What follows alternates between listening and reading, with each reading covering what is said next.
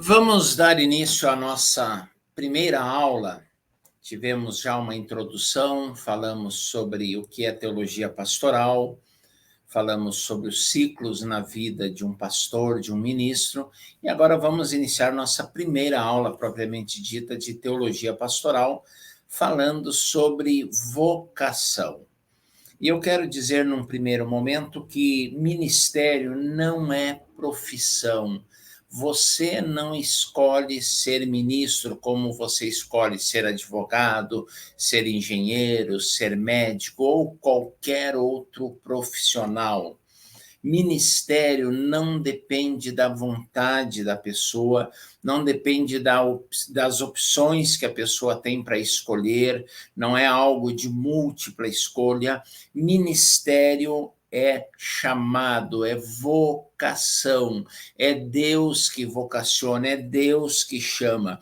O servo de Deus não deve ser um profissional do púlpito ou da palavra, não é uma pessoa que, por ter qualidade, por ter habilidades, ela escolhe ir para o púlpito pregar o evangelho. Ela é chamada por Deus, ela é vocacionada por Deus. É Deus quem escolhe o ministro, é Deus quem escolhe o pastor. O líder eclesiástico, o missionário, é alguém que foi escolhido pelo Senhor. É lógico que deve acatar essa escolha de boa vontade, com alegria, mas eu volto a insistir nesse ponto que para mim é fundamental. Não é uma escolha pessoal, é uma vocação, é um chamado, é um comissionamento por parte do Senhor. E o homem chamado, a mulher chamada para algum ministério, deve sim receber esse chamado com alegria e buscar a excelência. O ministério, eu disse na aula anterior, ele é exercido no deserto. Existem problemas, existem dificuldades, existem obstáculos, existem adversidades e adversários, e se a pessoa não tiver a convicção de que é um chamado por Deus, um escolhido de Deus, um vocacionado por Deus, não suporta as lutas enfrentadas no ministério. Somente quando se tem a convicção plena, absoluta, de que Deus o escolheu, que Deus o chamou, que Deus o capacita, então ela consegue suportar as crises e as lutas enfrentadas no ministério. Vocação é chamado, vocação é comissionamento. Volto a repetir, não é uma escolha pessoal. Você pode escolher ser qualquer coisa que você quiser na vida. Eu lembro que, assim, me causou muita tristeza pela falta de perspectiva. Eu estava conversando com um menino, deveria ter seus 7, 8 anos, e morava numa área de favela, numa cidade no interior do Rio Grande do Sul, e eu conversava com ele, eu perguntava, o que você quer ser quando crescer? E ele deu um sorriso e disse, eu quero ser lixeiro. Não, não que, entenda bem, não que ser lixeiro, ser gari, ser um trabalhador nessa área não tem a sua dignidade, o seu valor. É claro que tem e nós precisamos dessas pessoas, mas a falta de perspectiva de uma criança, talvez o pai, talvez algum familiar que ele admirasse, fosse um lixeiro e o seu sonho, o seu desejo era crescer para se tornar um lixeiro. Você pode escolher ser médico, converso com crianças muitas vezes, eu quero ser professora, eu quero ser médico, eu quero ser advogado, eu quero ser jogador de futebol, e aí você tem um leque infinito de opções, mas ministério não é assim, é Deus que chama, você diz sim, ou você diz sim, porque não dá para fugir do ministério. Não dá para fugir ao chamado. Eu tentei fugir. Todo homem de Deus tenta fugir. Moisés, quando foi chamado por Deus, tentou fugir, colocou um monte de desculpas. Jeremias que não passava de uma criança. Amós disse que não era profeta, era boiadeiro e colhedor de sicômoros. Cada um dá a sua desculpa, mas quando Deus chama, e acabou. É Deus que chama, você não escolhe. Deus chama homens, e aí nós vamos ver 3 tipos de chamado. Primeiro lugar, Atos 2:39, Mateus 22:14, 1 Timóteo 2:4, Deus chama os homens para a salvação. Deus chama a humanidade, o ser humano para a salvação. Este chamado abrange toda a humanidade, todos são chamados por Deus para a salvação. Alguns aceitam o chamado, outros não. Alguns dizem sim, recebendo a Jesus Cristo como Senhor e Salvador, e outros rejeitam. Mas Deus chama todos à salvação. Aí vamos pensar naqueles que aceitam o chamado à salvação, que se convertem, que recebem Jesus como Senhor e Salvador, se tornam cristãos, ou como popularmente se diz, se tornam crentes. Então existe um chamado para o crente em geral. 1 Pedro 2,9, Apocalipse 1,8, João 12,26, existe um chamado para os crentes em geral para o serviço cristão.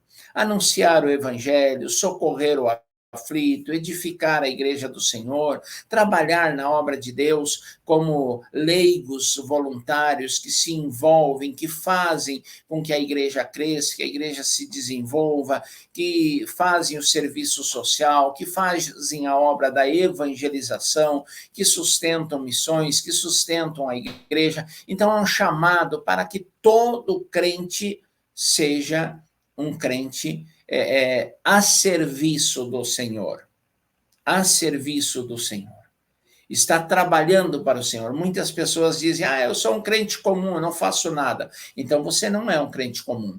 Quem não faz nada é um crente deficiente, é um crente problemático, é um crente anormal, é um crente que tem problemas sérios de identificar a sua função e de fazer algo para o Senhor. Crente normal é o crente que trabalha, é o crente que está a serviço do Senhor.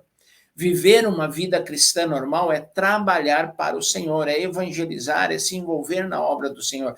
Essa é uma vida cristã normal. E é o segundo tipo de chamado que nós temos.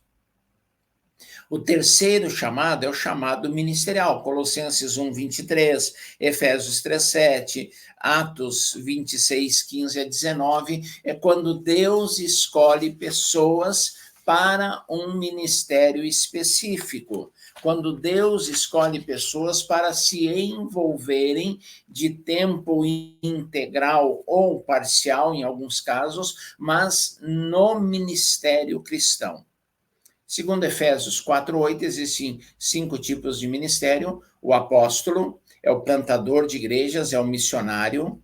Né? Lembrando que durante praticamente 2000 anos a Igreja do Senhor não teve apóstolos, e ali no final da última década do século passado, 1990, mais próximo dos anos 2000, houve uma explosão de neo-apóstolos, de novos apóstolos.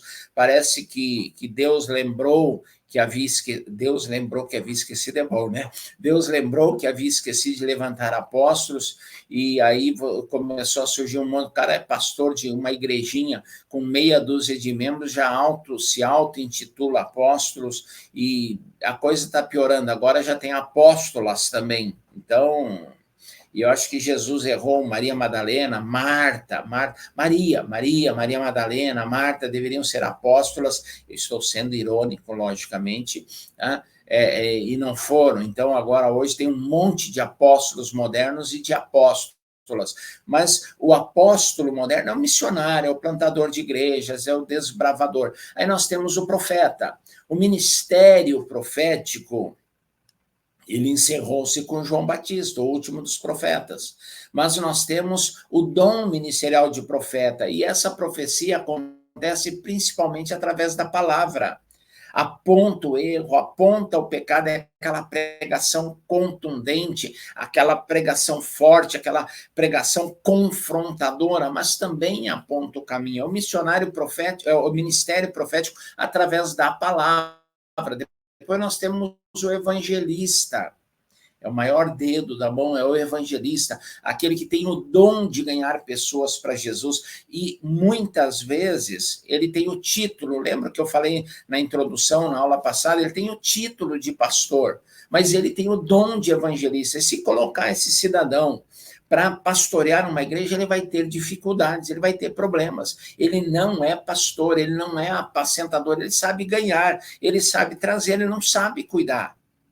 E nós precisamos desse evangelista para encher a igreja, porque muitas vezes o pastor sênior, o pastor titular, ele é pastor, ele não é evangelista. Então, alguém tem que ganhar, alguém tem que trazer, alguém tem que buscar os perdidos. Manter o fogo aceso é fácil, mas buscar lenha lá fora, principalmente no frio, na chuva, na geada, na neve, é complicado, e nós precisamos do evangelista.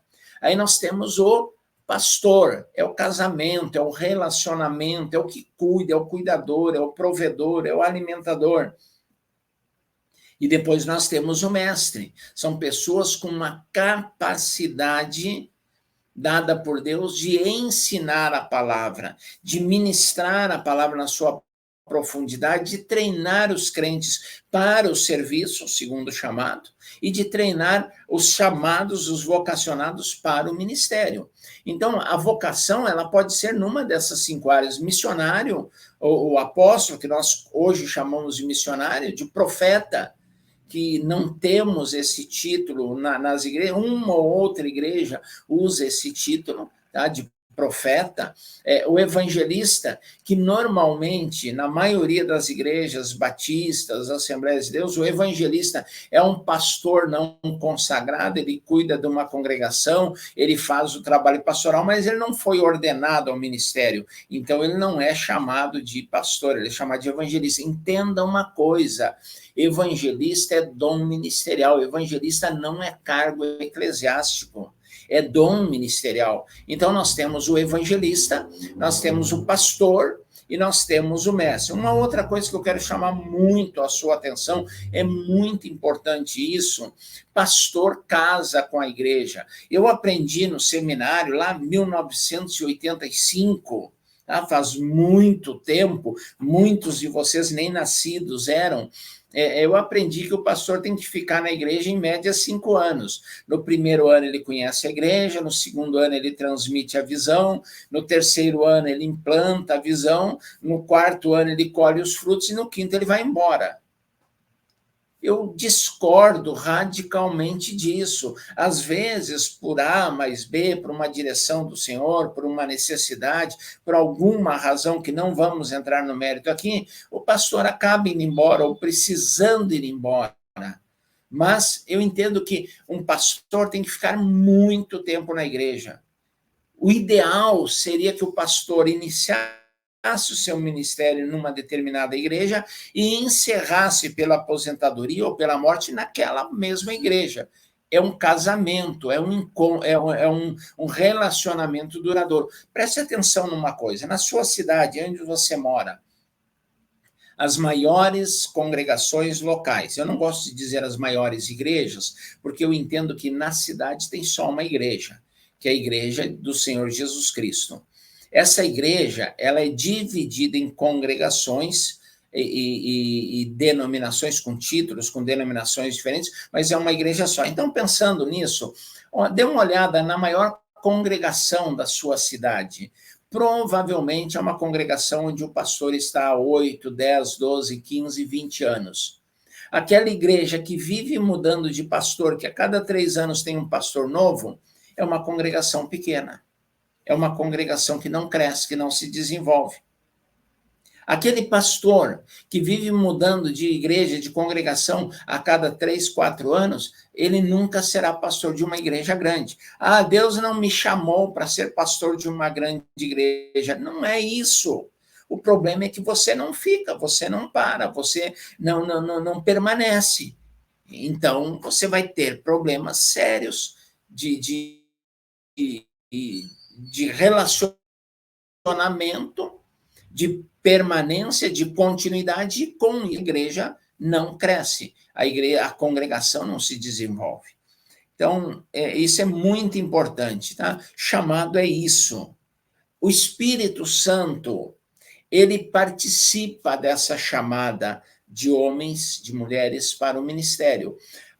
O apóstolo Paulo, ele foi chamado junto com Barnabé, estava lá na cidade de Antioquia, pastoreando a igreja em Antioquia, e aí Atos capítulo 13 diz que havia na igreja de Antioquia profetas e mestres, tal, cita por nome, e aí ele diz, e disse, estando eles orando, disse o Espírito Santo, separai-me agora, Barnabé e a Saulo, para uma obra que os tenho chamado. Espírito Santo, Espírito de Deus, é que chama, é que separa, é que comissiona e também que orienta. O mesmo Paulo, quando Lucas narra, quando eles estavam lá numa determinada cidade, eles pensaram em ir para um lado, o Senhor não permitiu, pensaram em ir para outra direção, o Espírito de Jesus não permitiu. Quem é o Espírito de Jesus? É o Espírito Santo. Então, à noite, numa visão, apareceu um jovem macedônio dizendo, passa a Macedônia e ajuda-nos. É o Espírito Santo que chama, que separa, e é o Espírito Santo que orienta. A chamada para o ministério não deve ser confundida com tendência, com inclinação, com vocação natural. Não. O pastor deve ser um homem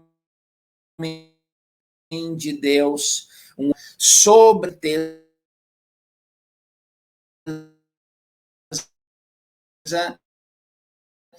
que lhe permitirá a pessoa fazer a obra do Senhor Jesus Cristo onde quer que ele ande. O ministério é uma atividade de origem divina, pessoas para determinadas tarefas, e essas pessoas darão a continuidade, o cumprimento das pessoas e da edificação da igreja. No Antigo Testamento, Deus chamou homens para serem seus profetas. Ele chamou uma família, a família de Levi, para o sacerdócio. Então, e teve alguns chamados especiais, como, por exemplo, os juízes, que eram para uma função mais político-militar do que espiritual. Então, quando você olha para isso, é Deus chamando. No Novo Testamento, o Senhor Jesus escolheu pessoalmente, nominalmente, discípulos, os 12 apóstolos. Ele chamou a Barnabé, ele chamou a Saulo, e ele também chama alguns para o presbiterato em cada igreja. Deus usa ali Paulo e Barnabé inicialmente para estabelecerem presbíteros, pastores. A Bíblia usa 3 nomes, bispo, presbítero e pastor, e deixa-me explicar aqui sinteticamente, resumidamente. Bispo é a função do pastor como supervisor, como administrador, aquele que está administrando a igreja, a congregação local. Não é um título hierárquico, é uma função inerente ao pastorado. Então, o título bispo não é hierarquicamente superior ao pastor, é apenas um aspecto da função pastoral, o pastor como administrador. Depois nós temos o termo usado na Bíblia como ancião, o Novo Testamento fala de ancião. Ancião não quer dizer apenas uma pessoa de mais idade, apenas uma pessoa que já viveu bastante tempo. Ancião fala da dignidade do cargo, o mesmo respeito que os povos orientais tinham e têm até hoje na sua maioria pelo ancião, pelo idoso, deveriam ter com o pastor, porque ele tem a dignidade, ou deve ter. Tem muito pastor fazendo meninice. Eu não sei se é pesado ou não, mas eu vou usar. Tem muito pastor fazendo molecagem. Eu ouvi uma pregação muitos anos atrás, eu acredito que tenha sido em 1994, o pastor Wilson Guimarães pregou num retiro de pastores, falando sobre o moço do homem de Deus. E tem muito pastor no ministério que não pode usar o nome ancião. Por quê? Porque não é homem de Deus, é moço do homem de Deus, é menino, não aprendeu a ser homem de Deus. Então, pense nisso, quando fala de ancião, está falando da dignidade, da respeitabilidade do cargo. E quando fala pastor, é o relacionamento, é a convivência, é o cuidado diário, é aquela interação com o rebanho. Então, esses são os 3 aspectos. Então, Deus chama presbíteros em cada igreja, o apóstolo Paulo, Barnabé, depois Silas, eles reconhecem, estabelecem presbíteros em cada igreja. E Deus chama alguns, como, por exemplo, Filipe, que tinha o dom ministerial de evangelista, era um ganhador de almas, ele vai para Samaria, faz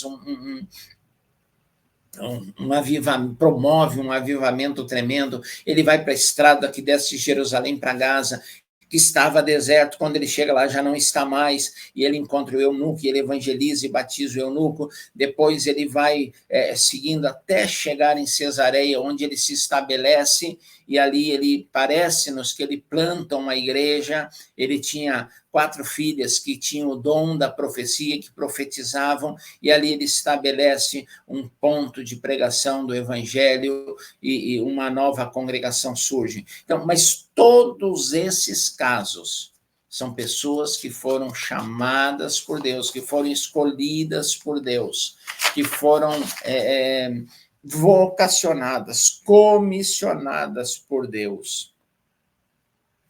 O apóstolo Paulo, Efésios 4, de 1 a 3, ele diz que Deus colocou esses homens, e eu citei aqui, apóstolo ou missionário, profeta, evangelista, pastor e mestre.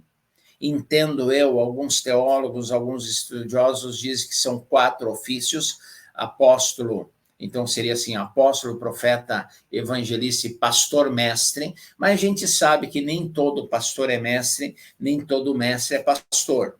Às vezes a pessoa, o sujeito, é muito bom para ensinar, mas não sabe pastorear. E às vezes ele é um excelente pastor, mas ele não é muito bom no ensino. Deixa eu colocar uma coisa aqui. Eu acredito, à luz da palavra de Deus, uma vez eu tomei posse no pastorado de uma igreja, e o líder denominacional, na época, ele diz o seguinte: como Deus faz as coisas, o pastor que está saindo é um evangelista, é um ganhador de almas, e agora o pastor que está chegando, no caso era eu, é um mestre, e depois ele vai embora, e aí Deus manda um profeta. Eu não acredito nisso, gente. Eu acredito que esses 5 dons ministeriais, eles devem existir concomitantemente, ao mesmo tempo, na igreja local. Aliás, a Bíblia, ela fala de múltiplos pastores, de multiplicidade de presbíteros na igreja. As igrejas que Paulo e Silas, e Paulo e Barnabé, eles estabeleceram, eles escolhiam, eles elegiam, eles indicavam, eles designavam presbíteros, no plural.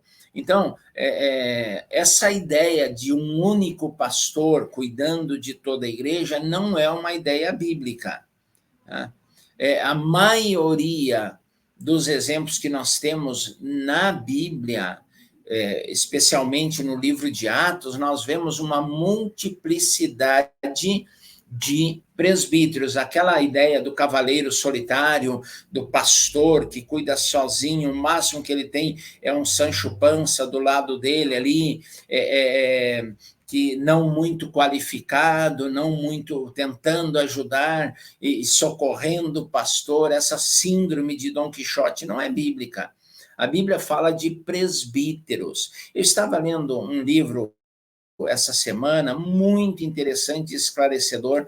O autor, ele defende a multiplicidade de presbíteros, e uma coisa que a gente tem que entender é que isso não é uma coisa moderna, isso não é algo do século XXI. Algumas igrejas estão trabalhando com multiplicidade de presbíteros, ou seja, de um corpo pastoral, de mais de um pastor na igreja, e essa ideia não é moderna, não é do século XXI. Pensando apenas nos Estados Unidos, muita coisa que nós temos hoje, até mesmo no campo eclesiástico, acaba vindo de lá muitas teologias, a maioria delas furadas, a maioria delas carecem de uma base bíblica, mas esse é outro detalhe, é para seitas heresias e não para teologia pastoral, mas quase tudo que nós temos aqui vem dos Estados Unidos. E as igrejas, principalmente as igrejas batistas, esse livro fala sobre isso, o livro chama-se, eu falei sobre ele na primeira aula, Pastoreando a Igreja de Deus, tá? Havia nas igrejas nos Estados Unidos até 1820 multiplicidade de presbíteros. Toda igreja tinha 2, 3, 4 ou mais presbíteros trabalhando juntos. Podia ter um pastor titular, um pastor sênior, podia, mas tinha um corpo de presbíteros, de pastores, trabalhando juntos. O que aconteceu? Ali no início dos anos 1800, houve um avivamento muito grande e uma expansão da igreja, não um crescimento local, mas uma expansão territorial da igreja. E muitas igrejas foram plantadas, muitas igrejas foram abertas, foram iniciadas. E aí aconteceu o quê? Pastores que estavam trabalhando juntos numa igreja tiveram que se deslocar para assumir aquelas igrejas novas que não tinham pastores. Então, uma igreja tem 4 pastores. E na região foram plantadas 3 novas igrejas. O que aconteceu?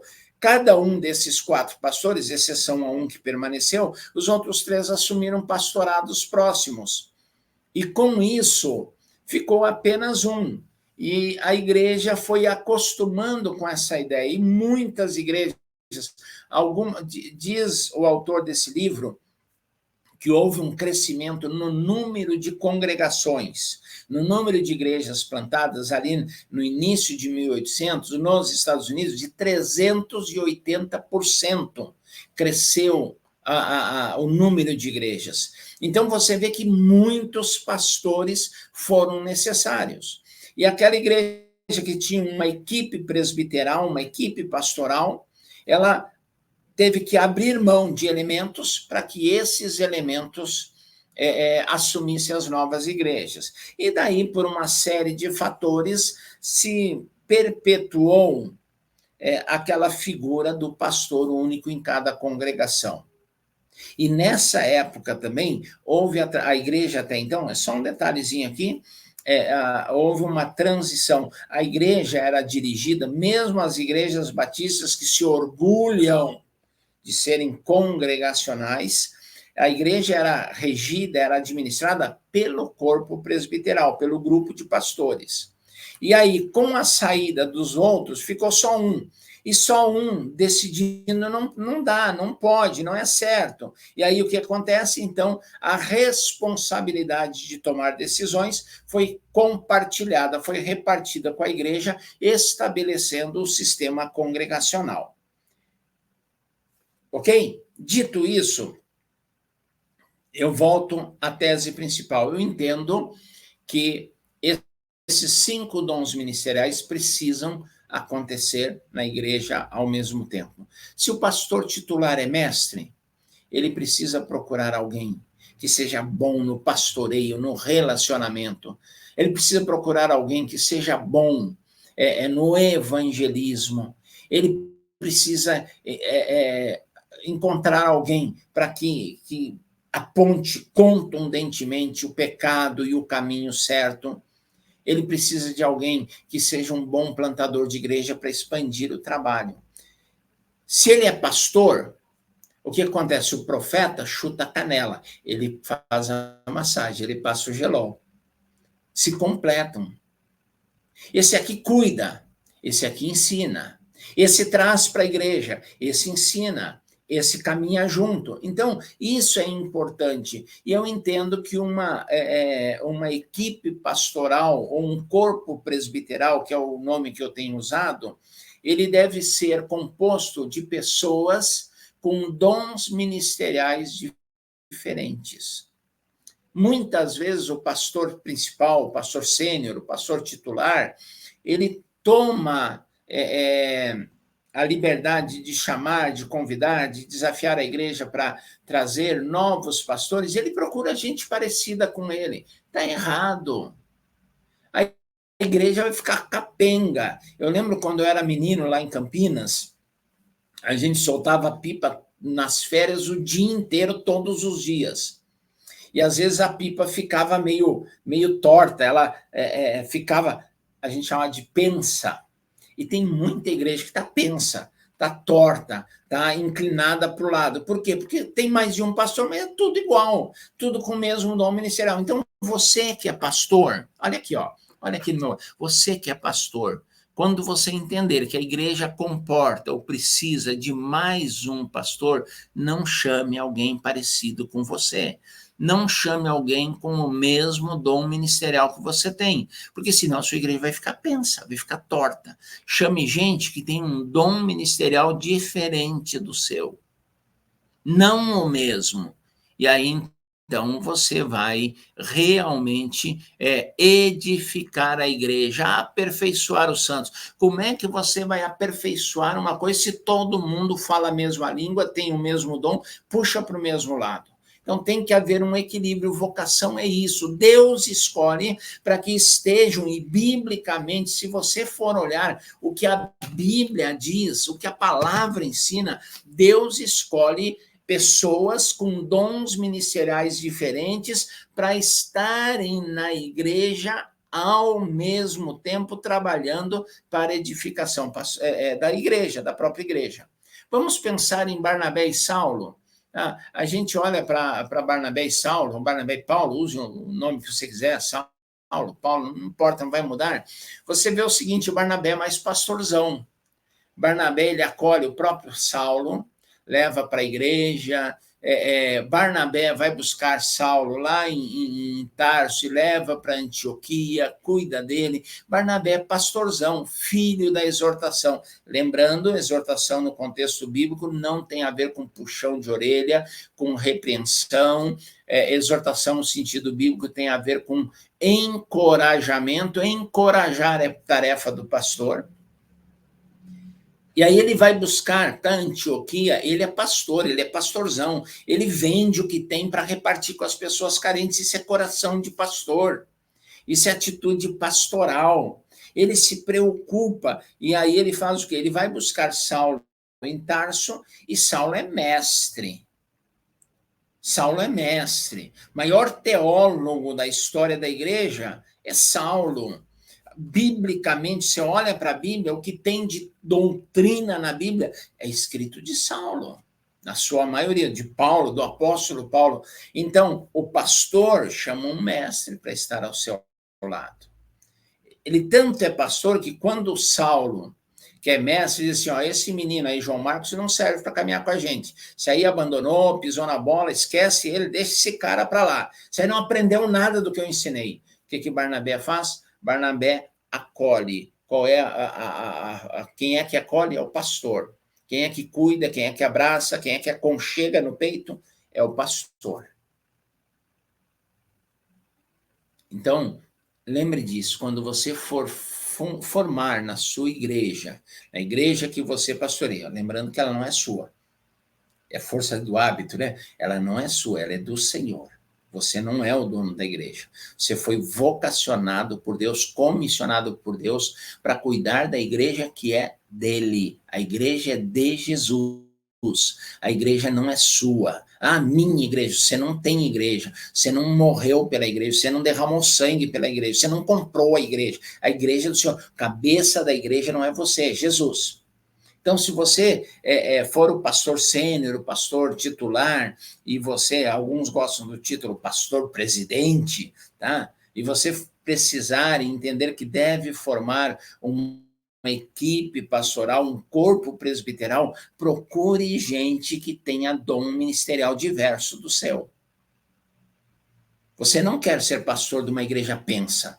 Você não quer ser pastor de uma igreja meia boca, puxando para um lado só. Então, e é por isso, gente, que algumas igrejas hoje, você olha, e aqui não existe nenhuma crítica, entenda isso, não existe nenhuma crítica, apenas constatação.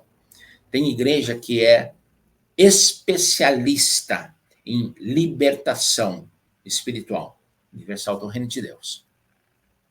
Falam em demônio, é com eles. Depois tem igreja especializada em cura divina. Qual é a igreja? Deus é amor, por exemplo. É cura divina, cura divina, cura divina. Você vai lá para ser curado. Aí tem igreja que é especializada em louvor. O negócio é louvor, é adoração. Comunidades, de uma forma geral. O negócio é louvor, o negócio é adoração. Tem igreja que é especializada em discipulado.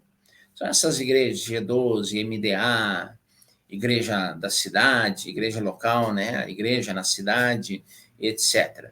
Aí tem igreja que é especializada em estudo bíblico, na palavra, batista e presbiteriana. E por aí vai. Tá? O que acontece, gente? Se você segue o que a Bíblia diz, toda a igreja prega um evangelho integral. Tem libertação, tem cura divina, tem louvor e adoração, tem discipulado, tem palavra, tem doutrina.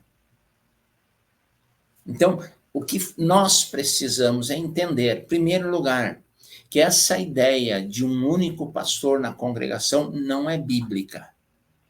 Não é bíblica. Segundo lugar, o corpo presbiteral, a equipe pastoral, precisa necessária e obrigatoriamente ter dons ministeriais diferentes. Porque aí a igreja é edificada, aí a igreja cresce, aí a igreja se desenvolve em equilíbrio.